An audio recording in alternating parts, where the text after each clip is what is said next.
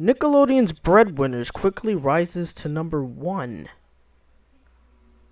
You're kidding. No. You're kidding. Breadwinners. Am I reading that right? Am I seriously reading that right? Breadwinners is actually number 1.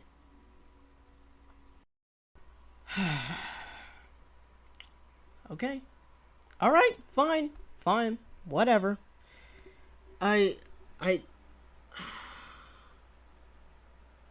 You know what?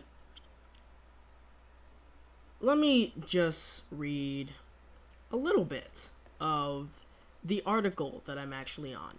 Let me read that for just a little bit of that. March 18, 2014.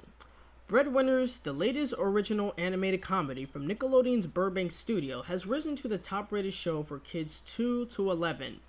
Hear that again, folks. It has risen to the top-rated show for kids between the ages of 2 and 11.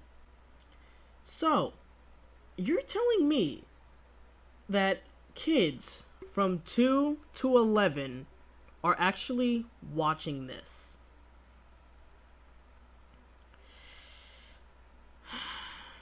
You know, it surprises me. Really. It really does. Because I actually thought that kids would be smart enough not to literally be watching stuff like this. I don't want to say this, but I guess I was wrong. I mean, wow. I mean, it's... You want to know why this doesn't make any sense? It's not just because of the fact that I don't like shows like this. It's not just because of me. It's because a show like this shouldn't have been created. Because, I mean, these stupid jokes, these poop jokes, fart jokes, toilet jokes that we have all the time on this cartoon. Kids, I mean, 2 to 11 years old, they shouldn't be watching something like that. That's rotting their brains. I mean, okay, yes, I get it. TV rots your brain, period. Unless it's like, if you're a preschooler and you're watching one of those preschool channels, and yeah, sure, that might go ahead and actually have your brain not be really rotten because you're actually learning something from it. But if it's a show like this, where there's literally no educational value to it, like literally none, because I've seen other cartoons that doesn't really have that much educational for it. It's for entertainment, but you can at least learn some things in there. In this, what do you learn? Nothing! Absolutely! Okay, and I'm not being against this show because you don't learn anything, okay? Let's just get this out. Let's just get that cleared off with the radar there. That's not what I'm getting mad about. I'm getting mad is that kids... I mean, I don't even think 2-year-olds are watching this show. That's I don't think so. I honestly doubt it. There's just no way that a parent would let their 2-year-old son or daughter watch something like this. I mean, at that age? No way!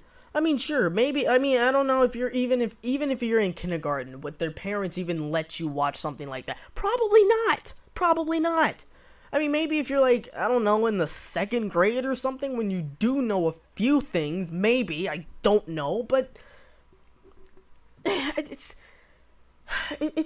just, I mean, if 2-year-olds are watching this, then, well, that just, and the fact that this cartoon is ending up being number 1 for that demographic, that just actually scares me for this future. Because if there's literally a majority of kids watching this, and they're between that age, I mean, if SpongeBob can actually make kids' IQs go down, this show would literally make their IQs plummet. That's how terrible it is. And I know, I'm probably still gonna have some people go ahead and say, oh, but Josh, it's for kids, blah, blah, blah. I don't care. Okay? I literally don't care if it's for kids.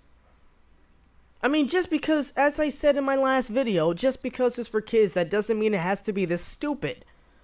Okay, kids need to, especially at a young age, they need to see things that can actually be educational to them. They need to learn things about life and about the academics, like spelling and reading, or just life lessons. You can teach that in some cartoons, even if it's not real exact life lessons, and it's something that you can at least learn or something.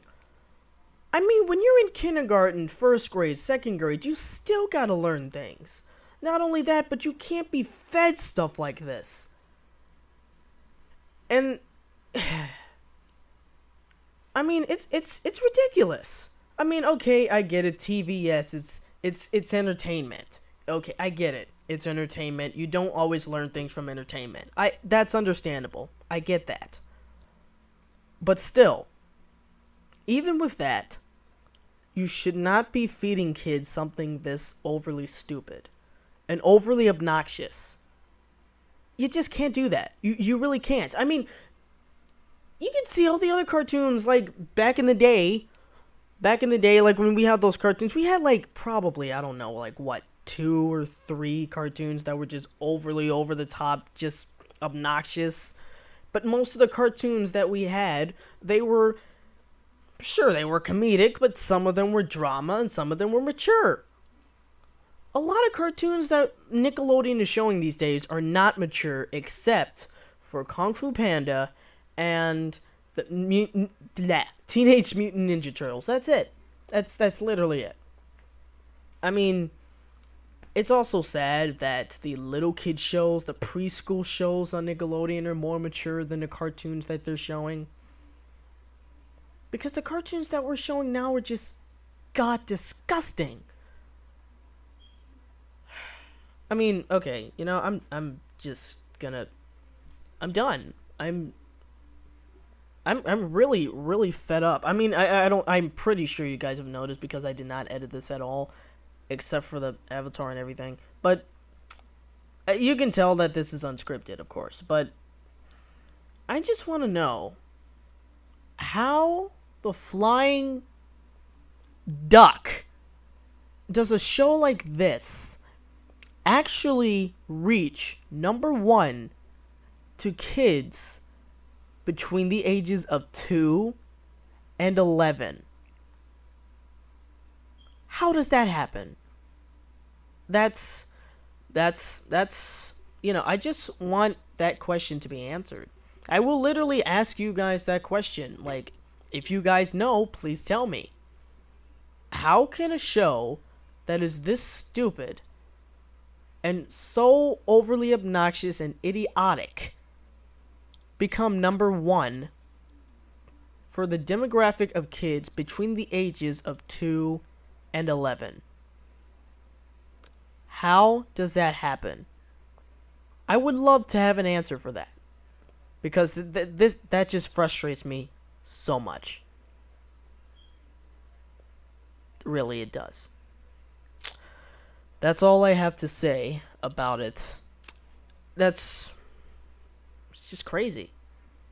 Last thing I just want to say, and that's for the crazy cartoon, is that if you guys haven't tried to audition yet for the voice actors for Oshawott and Tepig, please go ahead and try to do it, because I've gotten a few audition tapes and they're pretty good, but I want to see if anyone else would try, or if I have any other talent or other voices that I could possibly use in there. I'm gonna wait on that before I go ahead and make choices. I'm going to actually extend it, maybe not to another month, but maybe, well, I'll extend it until I'm done with the play, because, you know, my play actually starts next week, so it's gonna be pretty busy. It's gonna be pretty chaotic anyway. So when I'm done with the play, then I'll go ahead and probably be close to closing it.